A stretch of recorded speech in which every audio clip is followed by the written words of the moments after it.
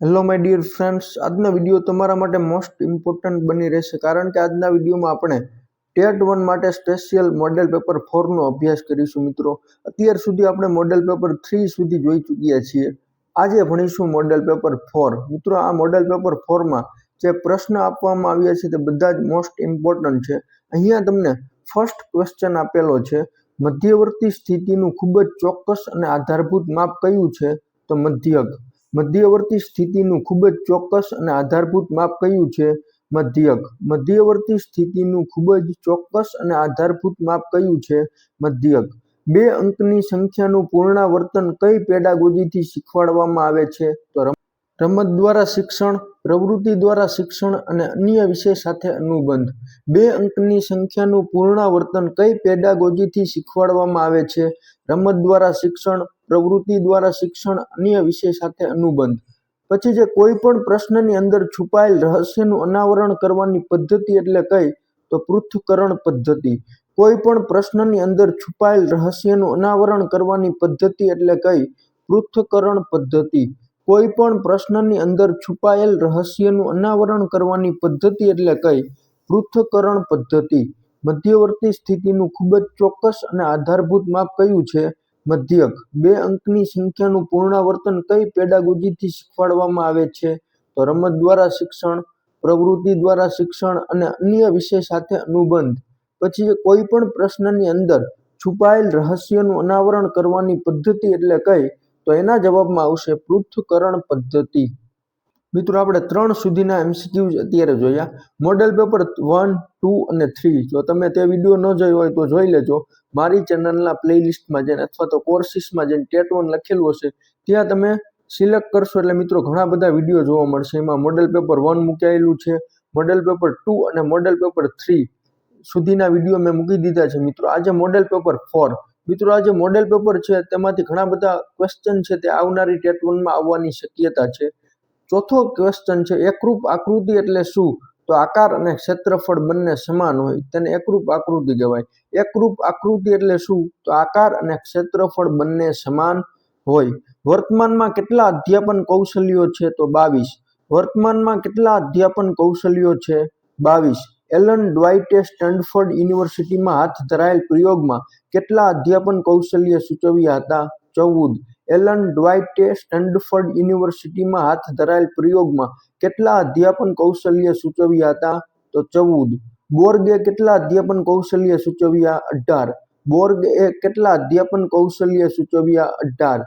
ગણિત શિક્ષણની કઈ પદ્ધતિમાં સાધ્યથી પક્ષ તરફ જઈ ઉકેલ મેળવવામાં આવે છે? તો પૃથ્થકરણ પદ્ધતિ. ગણિત શિક્ષણની કઈ પદ્ધતિમાં સાધ્યથી પક્ષ તરફ જઈ ઉકેલ મેળવવામાં આવે છે? પૃથ્થકરણ પદ્ધતિ. એકરૂપ આકૃતિ એટલે શું? તો આકાર અને ક્ષેત્રફળ બંને સમાન હોય તેને કહેવાય એકરૂપ આકૃતિ. વર્તમાનમાં કેટલા અધ્યાપન કૌશલ્યો છે? 22.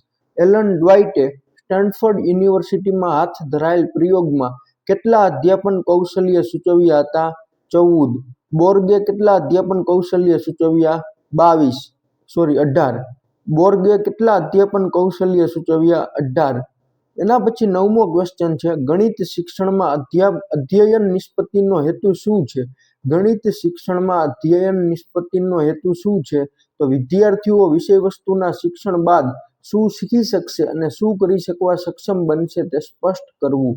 ગણિત શિક્ષણમાં અધ્યયન નિષ્પત્તિનો હેતુ શું છે? તો વિદ્યાર્થીઓ વિષયવસ્તુના શિક્ષણ બાદ શું શીખી શકશે અને શું કરી શકવા સક્ષમ બનશે તે સ્પષ્ટ કરવું. 10મો ક્વેશ્ચન છે, કોયડા ઉકેલ પદ્ધતિનું સૌથી મહત્વનું સોપાન કયું છે? તો કોયડો સમજવો. કોયડા ઉકેલ પદ્ધતિનું સૌથી મહત્વનું સોપાન કયું છે? કોયડો સમજવો. પ્રકલ્પ પદ્ધતિનું બીજું નામ શું છે? પ્રોજેક્ટ પદ્ધતિ.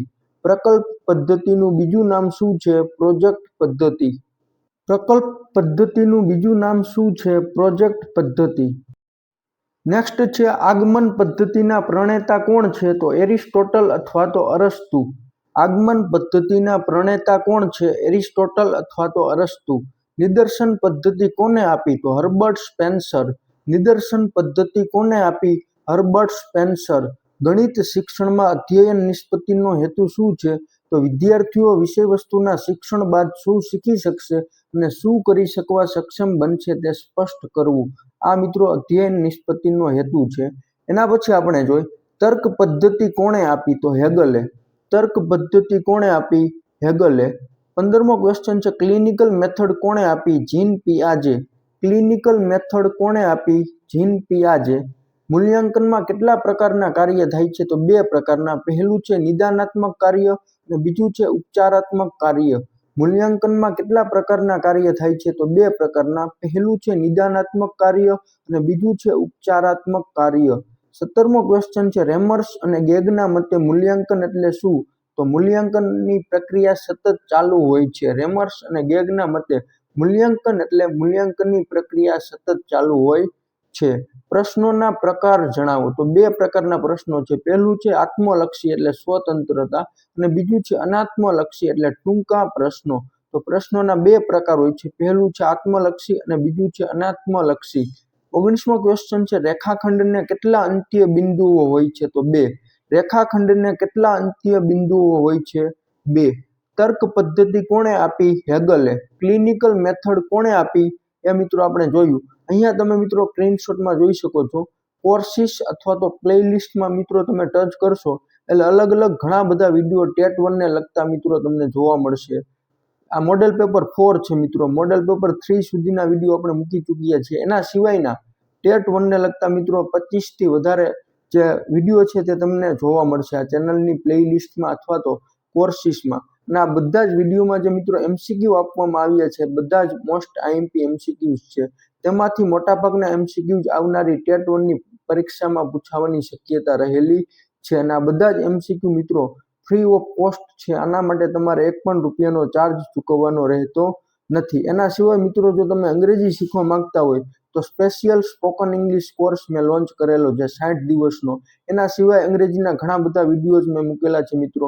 આ બધા જ વિડીયો તમને અંગ્રેજી શીખવામાં ખૂબ જ હેલ્પફુલ થશે. અને આ બધા જ વિડીયો મિત્રો ફ્રી ઓફ કોસ્ટ છે. જો તમે આ સ્પોકન ઇંગ્લિશનો કોર્સ મિત્રો માર્કેટમાં લેવા જશો તો 5 થી 6 હજાર રૂપિયા તમારે ચાર્જ ચૂકવવો પડશે. એના બદલે મેં આ બધા જ વિડીયો મિત્રો ફ્રીમાં આપેલા છે. આના માટે તમારે 1 પણ રૂપિયાનો ચાર્જ ચૂકવવાનો રહેતો નથી. અને આ બધા જ મિત્રો એના સિવાયના ટેટ 1 ને લગતા જે મેં વિડીયો મૂકેલા છે તે બધા જ વિડીયો મોસ્ટ આઈએમપી છે. અને તેમાંથી ઘણા બધા ક્વેશ્ચન છે તે મિત્રો જૂની જે ટેટ 1 ની પરીક્ષા લેવામાં આવી ગઈ છે તેમાં પૂછવામાં આવેલા છે. અને નવી જે ટેટ 1 ની પરીક્ષા લેવામાં આવશે 21 તારીખે મિત્રો એમાં પણ આ બધા જ પ્રશ્નો પૂછાવાની શક્યતા રહેલી છે. અને હવે તમે જાણો છો કે ટેટ 1 નો સમય છે તે 90 મિનિટની જગ્યાએ 2 કલાક કરવામાં આવ્યો છે. પહેલા ટેટ 1 નો સમય માત્ર 90 મિનિટ હતો અને 150 માર્કનું પેપર હતું.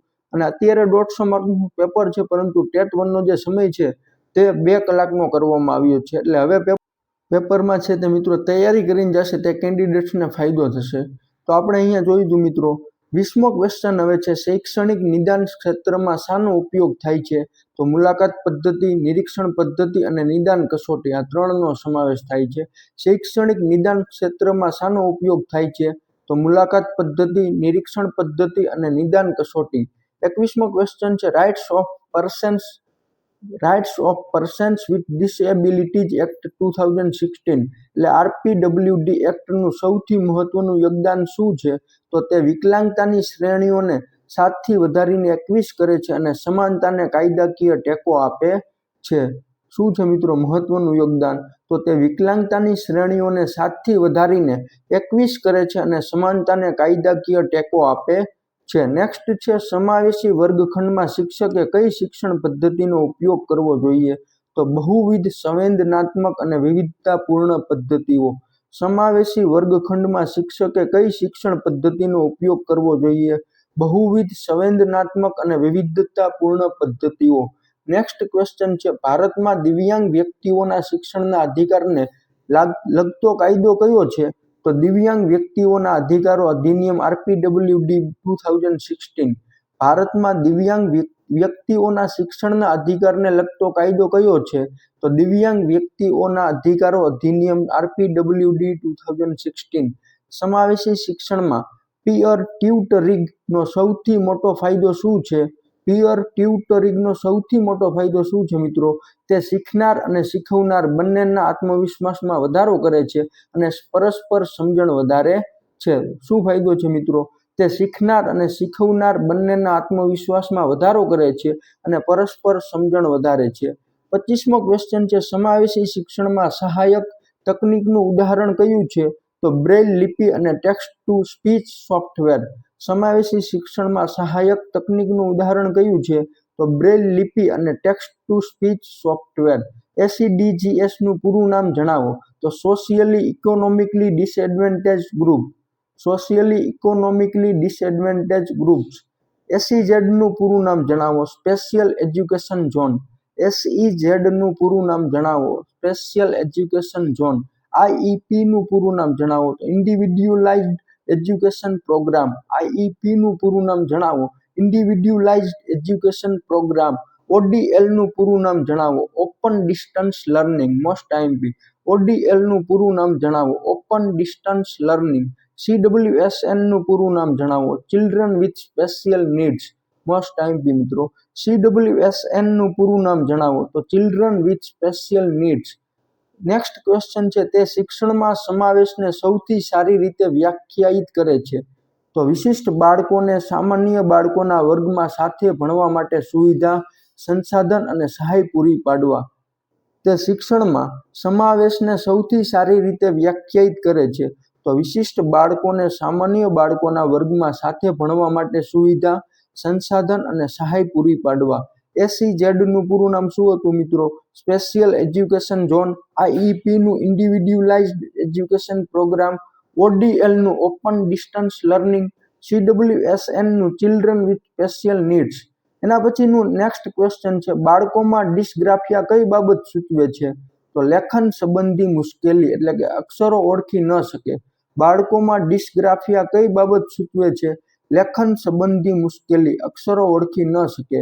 બાળકોમાં ડિસલેક્સિયા કઈ બાબત સૂચવે છે? તો ભાષાને લગતી અક્ષમતા, એટલે કે લેખન અયોગ્યતા. ડિસ્ગ્રાફિયામાં લેખન સંબંધી મુશ્કેલી અને ડિસલેક્સિયામાં ભાષાને લગતી અક્ષમતા, એટલે કે લેખન અયોગ્યતા. 34મો ક્વેશ્ચન છે, બાળકોમાં ડિસ્કેલ્ક્યુલિયા કઈ બાબત સૂચવે છે? ડિસ્કેલ્ક્યુલિયા તો ગણતરીને લગતી અક્ષમતા, એટલે કે ગાણિતિક પ્રશ્નો હલ કરવામાં સમસ્યા. ડિસ્કેલ્ક્યુલિયા કઈ બાબત સૂચવે છે મિત્રો? ગણતરીને લગતી અક્ષમતા, ગાણિતિક પ્રશ્નો હલ કરવામાં સમસ્યા.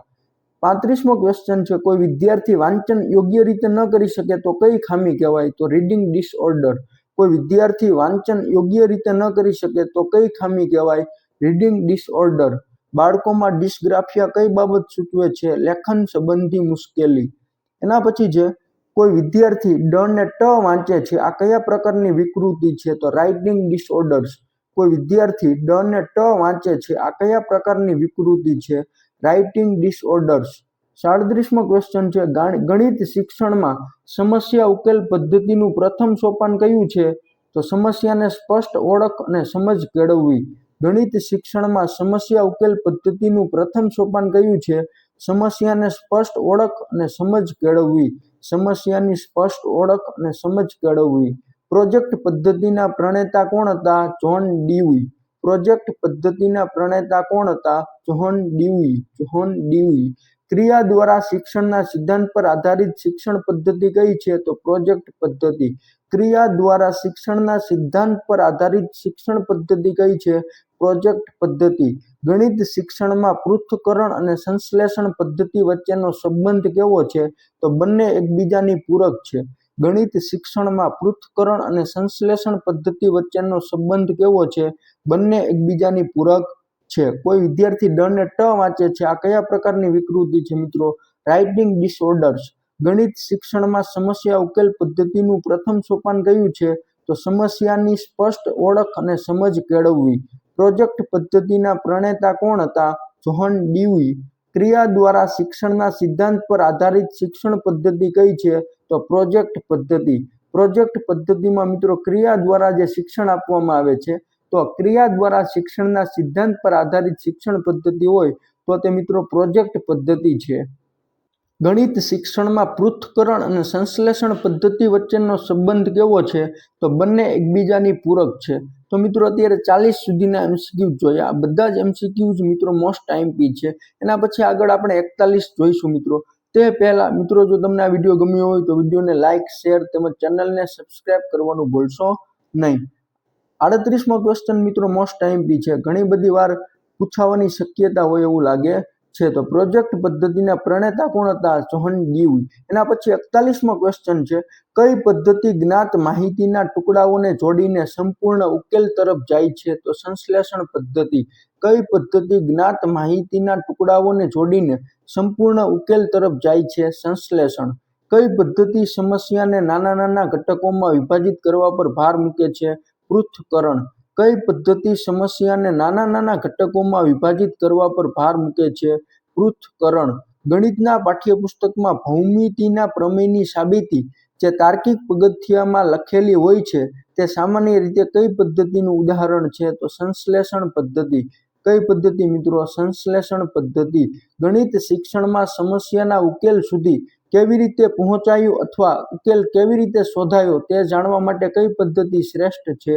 તો પૃથ્થકરણ પદ્ધતિ. ગણિત શિક્ષણમાં સમસ્યાના ઉકેલ સુધી કેવી રીતે પહોંચાયું અથવા ઉકેલ કેવી રીતે શોધાયો તે જાણવા માટે કઈ પદ્ધતિ શ્રેષ્ઠ છે? પૃથ્થકરણ પદ્ધતિ. જ્ઞાત પરથી અજ્ઞાત એ કઈ શિક્ષણ પદ્ધતિનું સૂત્ર છે? તો સંશ્લેષણ પદ્ધતિ. જ્ઞાત પરથી અજ્ઞાત એ કઈ શિક્ષણ પદ્ધતિનું સૂત્ર છે?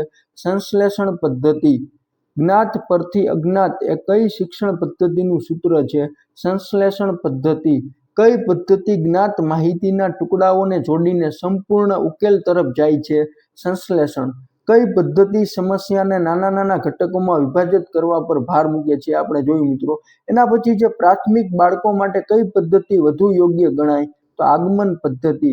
પ્રાથમિક બાળકો માટે કઈ પદ્ધતિ વધુ યોગ્ય ગણાય? આગમન પદ્ધતિ. એક શ્રેષ્ઠ શિક્ષક પદ્ધતિનો ઉપયોગ કેવી રીતે કરે છે? તો પહેલા આગમન પછી મહાવરા માટે નિગમન. એટલે પહેલા છે તે આગમન પદ્ધતિનો ઉપયોગ કરે અને મહાવરા માટે પછી નિગમન પદ્ધતિનો. જ્ઞાનના દ્રઢીકરણ માટે કઈ પદ્ધતિ વધુ અસરકારક છે? તો નિગમન. જ્ઞાનના દ્રઢીકરણ માટે કઈ પદ્ધતિ વધુ અસરકારક છે? નિગમન. જ્ઞાનના દ્રઢીકરણ માટે કઈ પદ્ધતિ વધુ અસરકારક છે? નિગમન. પાણીમાંથી વરાળ થવાની ક્રિયાને શું કહે છે? બાષ્પીભવન. પાણીમાંથી વરાળ થવાની ક્રિયાને શું કહે છે? બાષ્પીભવન. વરાળમાંથી પાણી બનવાની ક્રિયાને કયા નામે ઓળખવામાં આવે છે? તો ઘનીભવન અથવા તો સંઘનન. વરાળમાંથી પાણી બનવાની ક્રિયાને કયા નામે ઓળખવામાં આવે છે?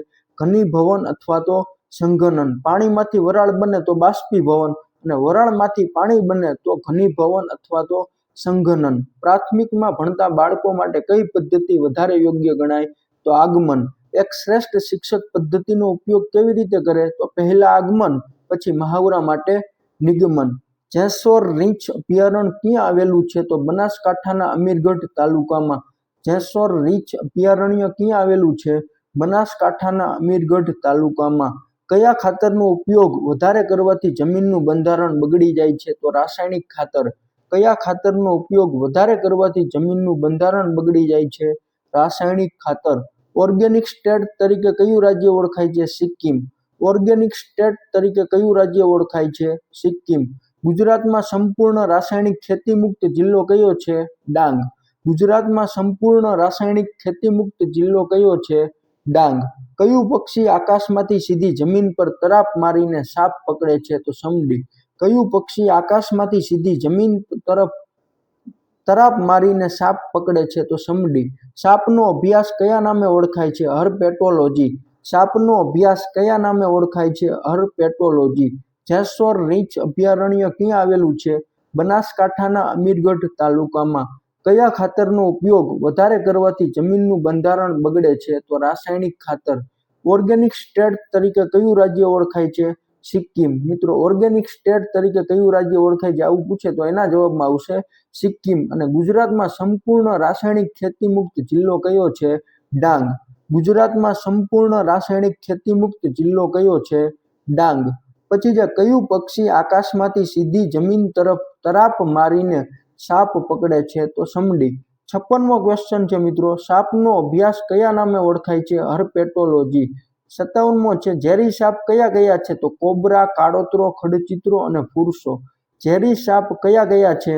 કોબરા, કાળોતરો, ખડચિત્રો અને ફુરસો. પછી જે બિનઝેરી સાપ કયા કયા છે? તો ધામણ, આંધળી ચાકર અને રૂપસુંદરી. બિનઝેરી સાપ કયા કયા છે? ધામણ, આંધળી ચાકર અને રૂપસુંદરી. પછી જે કયો ઉર્જા સ્ત્રોત અખૂટ છે જે કદી ખૂટી શકે તેમ નથી? તો સૂર્ય. કયો ઉર્જા સ્ત્રોત અખૂટ છે જે કદી ખૂટી શકે તેમ નથી? સૂર્ય. મચ્છરના બચ્ચાને શું કહેવાય છે? તો પોરા. મચ્છરના બચ્ચાને શું કહેવાય છે? પોરા. મચ્છર કરડવાથી કયા રોગ થાય છે? તો મલેરિયા, ડેન્ગ્યુ, ચિકનગુનિયા અને હાથીપગા. આ બધા રોગો મિત્રો મચ્છર કરડવાથી થાય છે. કયા કયા? મલેરિયા, ડેન્ગ્યુ, ચિકનગુનિયા અને હાથીપગા. સાપનો અભ્યાસ કયા નામે ઓળખાય? હર્પેટોલોજી. ઝેરી સાપ કયા કયા છે? તો કોબરા, કાળોતરો, ખડચિત્રો અને ફુરસો. મિત્રો આગળ આપણે અગાઉ જોયું એ પ્રમાણે અહીંયા તમને ટેટ 1 નો આખો કોર્સ મિત્રો ફ્રીમાં આપેલો છે. કોર્સિસમાં અથવા પ્લેલિસ્ટ પર તમે ટચ કરશો એટલે તમને ટેટ 1 ને લગતા ઘણા બધા વિડીયો જોવા મળશે અને આ બધા જ વિડીયો મિત્રો મોસ્ટ આઈએમપી છે. તમે ન જોયા હોય તો આ બધા જ વિડીયો જોઈ લેજો. એના પછી આપણે જોયું કે કયો ઉર્જા સ્ત્રોત અખૂટ છે જે કદી ખૂટી શકે તેમ નથી? તો સૂર્ય. મચ્છરના બચ્ચાને શું કહેવાય? પોરા. અને 61મો ક્વેશ્ચન છે મચ્છર કરડવાથી કયા રોગ થાય છે? તો મલેરિયા, ડેન્ગ્યુ, ચિકનગુનિયા અને હાથીપગા. આ બધા જ રોગ મિત્રો મચ્છર કરડવાથી થાય છે. કયા કયા? મલેરિયા, ડેન્ગ્યુ, ચિકનગુનિયા અને હાથીપગા. ઝેરી સાપ કયા કયા છે? ખાસ યાદ રાખજો. કોબરા, કાળોતરો, ખડચિત્રો અને ફુરસો. અને બિનઝેરી સાપ કયા કયા છે? તો ધામણ, આંધળી ચાકર અને રૂપસુંદરી. અને મચ્છર કરડવાથી કયા રોગ થાય છે? મલેરિયા, ડેન્ગ્યુ, ચિકનગુનિયા અને હાથીપગા. તો મિત્રો મોડેલ પેપર 4 માં અત્યારે આપણે 61 સુધીના એમસીક્યુ જોયા. બધા જ એમસીક્યુ મિત્રો મોસ્ટ આઈએમપી છે. આમાંથી ઘણા બધા એમસીક્યુ ટેટ 1 ની પરીક્ષામાં તમને જોવા મળશે. મિત્રો જો તમને આ વિડીયો ગમ્યો હોય તો વિડીયોને લાઇક, શેર તેમજ ચેનલને સબસ્ક્રાઇબ કરવાનું ભૂલશો નહીં.